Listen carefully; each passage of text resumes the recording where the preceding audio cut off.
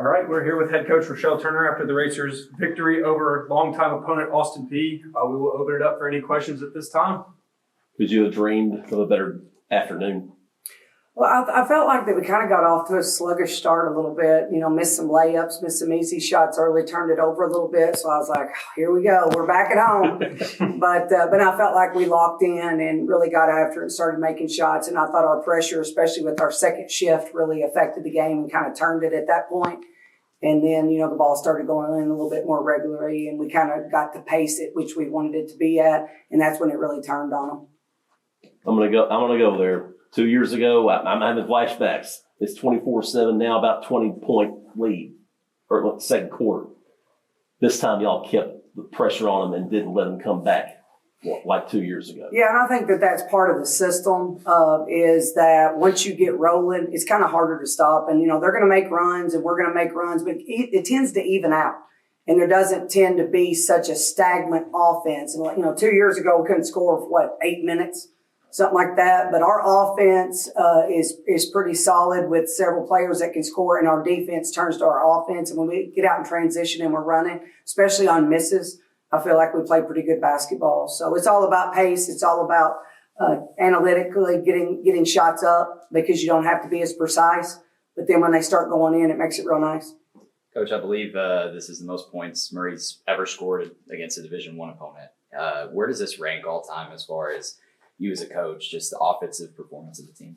Well, I just felt like everybody really did a great job of finding each other. I thought some extra passes today really showed the unselfishness of this basketball team. I've got a shot. Oh, wait, she's a better shooter. Let me get it to her.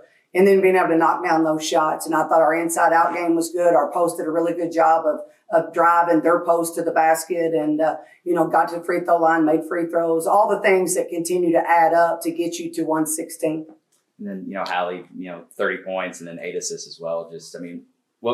How would you grade her performance tonight too? At one point, it was kind of like she was playing a pickup basketball. She was kind of like just carving through everybody, and everybody was kind of just watching her. She comes down on the break, like 3-on-1 and pulls up and shoots a three. And I'm like, are we playing,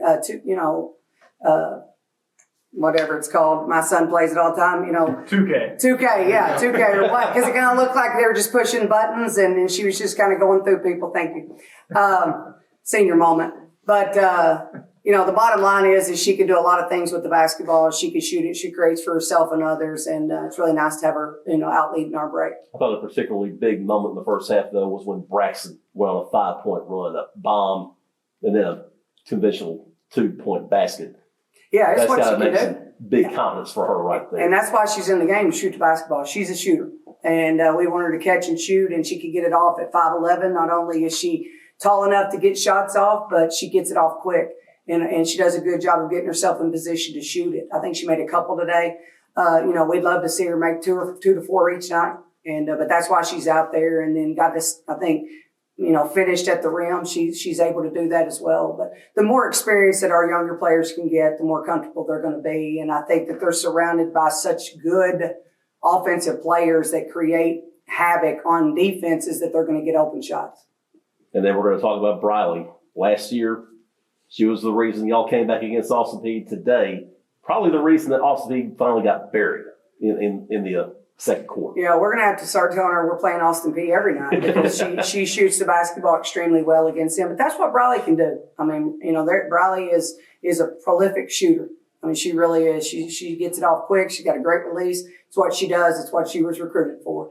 And so to see her be able to make those shots today, hopefully she can carry that over through the rest of the year, because when we get anywhere from 6 to 9 to 12 points from that second shift, that's going to help us be even a better basketball team. We got a big one coming up next at Alabama too. And so, how can you guys just kind of use the momentum from this game and carry it over to next Sunday? I think it's like the girls said, you just got to continue the confidence. Offensively, I think we're riding pretty high. Obviously, defensively, we're going to have to be a little bit better, but Alabama's an exceptional basketball team, and they're ranked in the top 25. They may be in the top 15 by the time we play them. They only have one loss, and unfortunately, they're coming off that loss before they play us. So I could only imagine with what intensity and urgency they'll be playing with. But it's a great challenge for us. I love taking our teams into those environments and understanding this is what it takes to be a top team in the country. And I think it's a great opportunity for us to go to Alabama and just get better. 5 minutes at a time and just try to leave there a better basketball team. And having that experience at LSU too, prior to that, I mean, how do you think that a game like that, against another SEC team helps in a situation like this in the future as well? Yeah, anytime you could put your kids in that situation, in that environment, it's going to help them to be more prepared for the next one. So playing in front of 10,000 at LSU, playing in front of one of the, seventh team in the country at the time, it just makes it hard. And it's just part of the building of this schedule. We built this schedule on purpose. We built it to make it very difficult. We want our players to be uncomfortable so they can get comfortable. And I promise you, there won't be a moment we're comfortable at Alabama. So that'll be good for us. And hopefully, like I said, we can leave there a better basketball team, win or lose. Speaking of uncomfortable, that was a theme coming into this ball game. You thought that was how it was going to be for you. Austin Peay was uncomfortable from the word go, I thought. Y'all did a great job pressuring them, I thought.